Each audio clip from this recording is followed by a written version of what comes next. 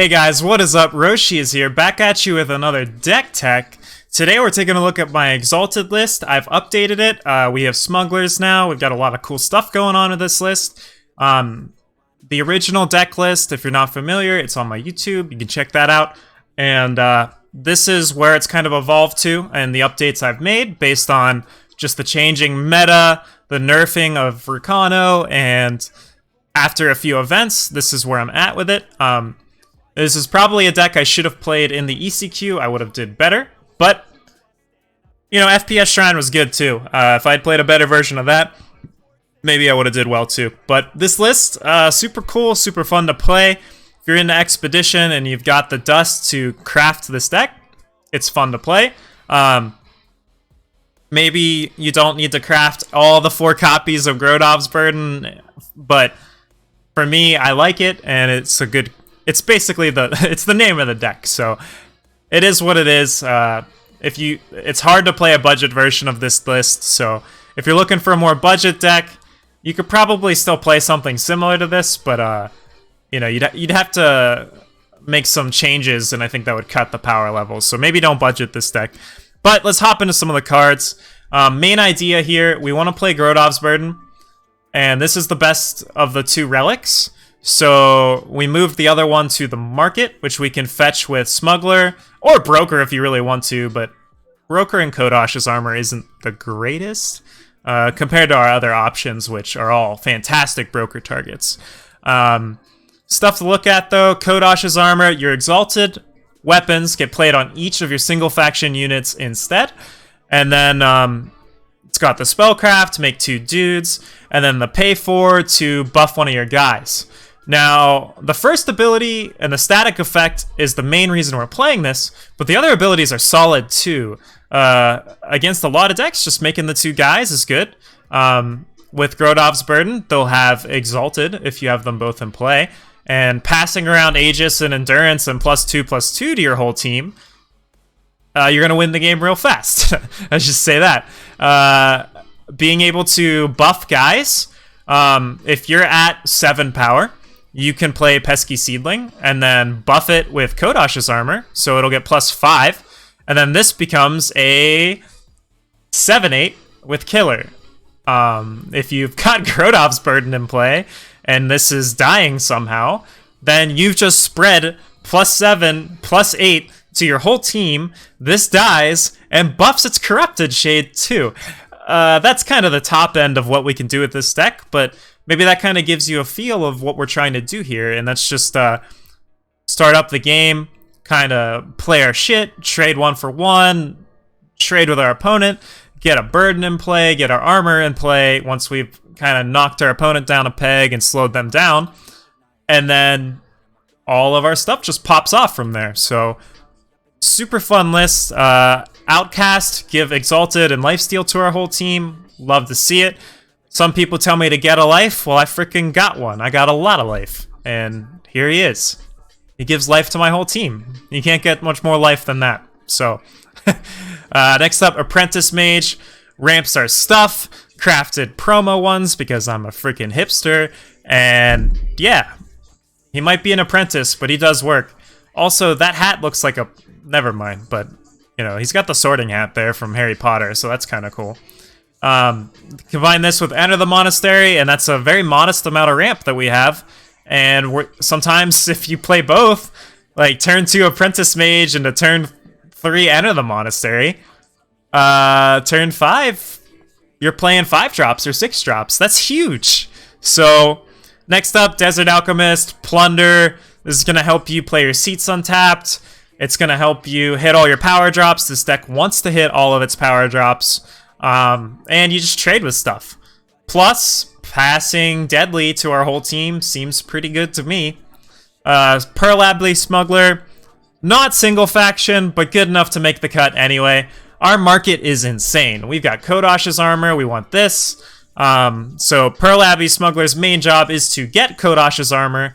Broker can get it, but this does it the best. But we can also use it to put something else in our market and then broker it into play. You should be familiar with Broker by now, but that's a super solid play we can do. Swirl the Sands, hitting relics, curses, units with flying, bottom that backbreaker. The fact that it doesn't kill too is usually a boon as well, because you don't have to deal with them reanimating whatever you hit with this. And if you do broker this against like an Argenport deck, they're gonna hate you for one thing. And even if, you know, maybe you've hit all their relics, maybe you can hit a Maiden of Skies with it, or a Diana, or a freaking Rollant 1/1 with deadly and flying, whatever. But has a lot of utility. You can hit a Permafrost with this. With Invoke being a thing, maybe you're just hitting some random curse that someone shouldn't be playing, but they're playing anyway. So, pretty versatile card. You could just play like one power, kill a relic, but we don't really need that. We're ramping, so we can play the more versatile card in our broker board. Diana, brokering this is super good against aggro. Each one's gonna make a blocker, gain you 4 life, and threaten lethal, because we ramp a lot, and paying 12 isn't that unreasonable for us. So you just get to the point where you're like, all right, pay 12, Diana's plus 20, attack you. GG. And then Shenra speaks. Any mid-range deck is going to hate you if you broker this, and you can also just grab it with Smuggler to play it on curve. We're playing Time Etchings as well for consistency, and Time Etchings can hit our Swirl, Diana, Shenra speaks. And because we're playing so much market, like I said, we can put stuff in our market, and a lot of our stuff is time-based, so we can then go ahead and hit it with etchings later or whatever. So next up, we've got Seedling. Kind of talked about this, but this is our main way of getting killer. Actually, our only way of getting killer. And the Corrupted Shade it leaves behind is super solid against cards like Solar Blast, or an undecimated Shenra Speaks, or our own Equalize, really, or their Equalize. Having the Shade stick around means if they blow up our board, or like, you know, whatever happens, our whole board dies, we'll have the Corrupted unit to carry all of the Exalted weapons that we've been passing around. And that means we can play additional units and continue to spread the Exalted units around. So Corrupted is helpful there. Plus, you know, sometimes we just play the Seedling, and then it chump blocks, and then it makes the Shade, and then it blocks too. So that's perfectly fine. This deck wants to dump its hand and play Equalize, or dump its hand and like jam a 6-drop into play and take over the game. And so that's kind of just the status quo with what we're doing here. Scorpion Wasp, flying, deadly, pass that around, just trade 1-for-1 with something, super solid, hits our MO of just trying to play cheap, efficient guys to deal with our stuff so that our hand is nice and small, and then we take over the game from there. Plus, being able to pass flying to our whole team, this is one of the ways we can do that, and we love doing that. So, yeah. Next up, we've got Sandstorm Titan. Endurance, units can't fly. I know I just said we want to pass flying to everything, but passing endurance to everything is quite good too. And the stats on this guy is he's no slouch. Being a 5/6, he more than passes the Jack test, which we love to see. This guy's just a beast. There's games, I mean, as long as he's been out, there's been games where you just play Sandstorm Titan and attack your opponent with it 5 times and they die. So we also have that factor.